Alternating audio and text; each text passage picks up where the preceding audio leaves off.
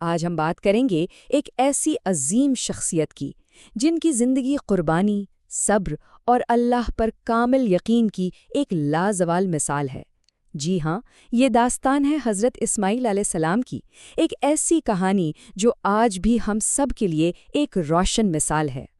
تو آئیے اس حیرت انگیز سفر کو سمجھنے کے لیے ہم ان کی زندگی کے کچھ اہم مراحل پر نظر ڈالتے ہیں۔ ہم شروع کریں گے ان کی ولادت اور مکہ کی وادی میں آمد سے، پھر دیکھیں گے صفا، مروہ اور زمزم کا معجزہ، اس کے بعد ان کی پرورش کا قصہ، پھر وہ عظیم قربانی کا امتحان، خانہ کعبہ کی تعمیر، اور آخر میں بات کریں گے ان کی نبوت اور ہمیشہ رہنے والی میراث پر۔ تو ہر بڑی کہانی کی طرح اس کہانی کی شروعات بھی ایک دعا سے ہوتی ہے، ایک ایسی دعا جو حضرت ابراہیم علیہ السلام نے اپنے رب سے ایک نیک بیٹے کے لیے کی تھی، اور یہ دعا قبول ہوئی۔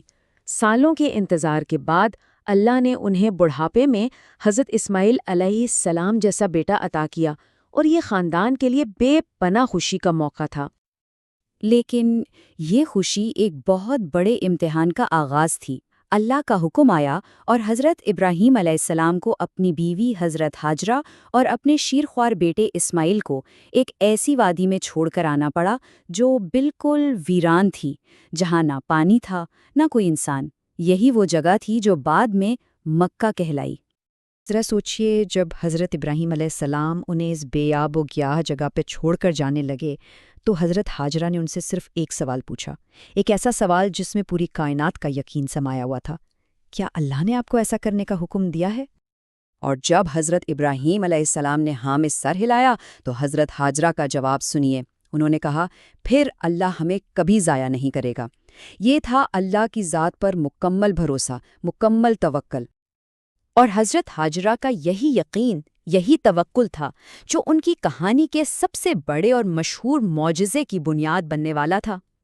وقت گزرا، پانی اور کھجوریں ختم ہو گئیں۔ ننھے اسماعیل پیاس کی شدت سے رونے لگے۔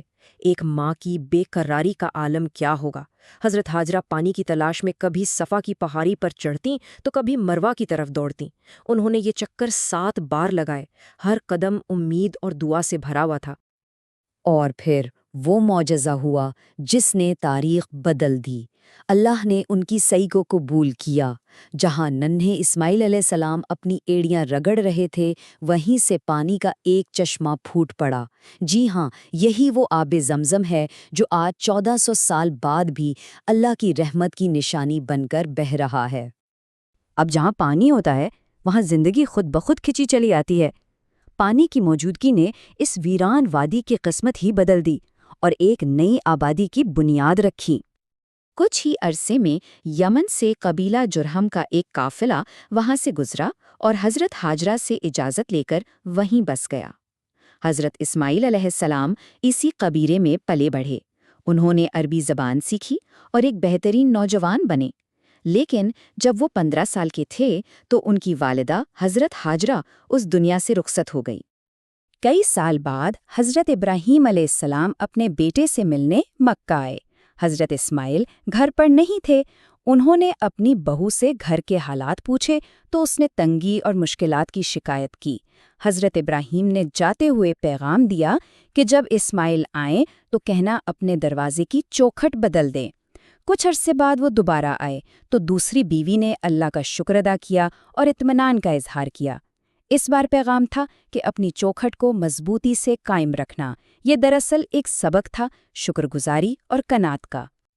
اور اب ہم پہنچتے ہیں اس کہانی کے اس مقام پر جو باپ اور بیٹے دونوں کے لیے ایمان کی سب سے بڑی اور سب سے کٹھن آزمائش تھی۔ حضرت ابراہیم علیہ السلام نے مسلسل خواب میں دیکھا کہ وہ اپنے لخت جگر، اپنے پیارے بیٹے اسماعیل کو ذبح کر رہے ہیں۔ وہ سمجھ گئے کہ یہ کوئی عام خواب نہیں بلکہ اللہ کی طرف سے ایک حکم ہے۔ سوچئے، ایک باپ کے لیے اس سے بڑا امتحان اور کیا ہو سکتا ہے؟ جب انہوں نے یہ بات اپنے بیٹے کو بتائی تو حضرت اسماعیل علیہ السلام کا جواب بھی ان کے ایمان کی مضبوطی کی دلیل ہے۔ انہوں نے کہا، ابا جان، آپ کو جو حکم ملا ہے وہ کر گزریے، انشاءاللہ آپ مجھے صبر کرنے والوں میں سے پائیں گے۔ تو جب باپ اور بیٹا دونوں نے اللہ کے حکم کے آگے سر جھکا دیا اور حضرت ابراہیم نے اپنے بیٹے کو قربان کرنے کے لیے چھری چلانے کا ارادہ کیا تو اللہ کی رحمت جوش میں آ گئی۔ غیب سے ایک مینڈھا بھیج دیا گیا اور حضرت اسماعیل علیہ السلام محفوظ رہے۔ اصل قربانی ان کا جذبہ تھا، ان کی نیت تھی۔ اللہ کو خون بہانا مقصود نہیں تھا، بلکہ دل کا تقوی اور اطاعت دیکھنی تھی۔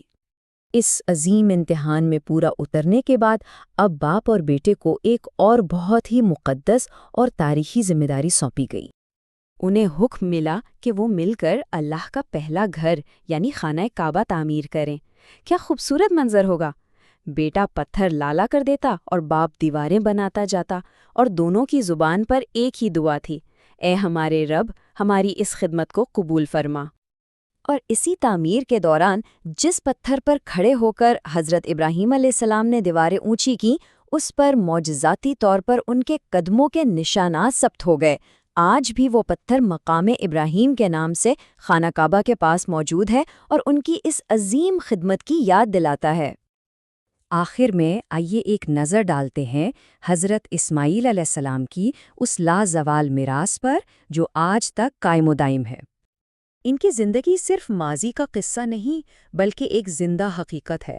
اللہ نے انہیں نبوت عطا کی، وہ ہمارے پیارے نبی حضرت محمد صلی اللہ علیہ وسلم کے جد امجد بنے، اور آج ہم حج میں جو صفا و مروہ کی سعی کرتے ہیں یا عید الاضحیٰ پر جو قربانی کرتے ہیں، یہ سب اسی عظیم خاندان کی یادگاریں ہیں۔ ان کی کہانی ہمیں بتاتی ہے کہ کیسے ایک انسان کی آزمائشیں پوری انسانیت کے لیے رحمت بن سکتی ہیں۔ حضرت اسماعیل علیہ السلام کی زندگی کا سب سے بڑا سبق یہی ہے کہ اصل طاقت صبر میں، اللہ پر کامل یقین میں اور اپنی مرضی کو اللہ کی مرضی کے تابع کر دینے میں ہے۔ تو یہ کہانی ہمیں سوچنے پر مجبور کرتی ہے کہ ہم اپنے روزمرہ کی زندگی میں صبر اور ایمان کے ان اسباق کو کیسے اپنا سکتے ہیں۔ اس روحانی سفر میں ہمارا ساتھ دینے کے لیے بہت شکریہ۔ اگر آپ کو یہ معلومات پسند آئیں تو اس پیغام کو دوسروں تک بھی پہنچائیں اور مزید ایسی کہانیوں کے لیے ہمارے ساتھ جڑے رہیں۔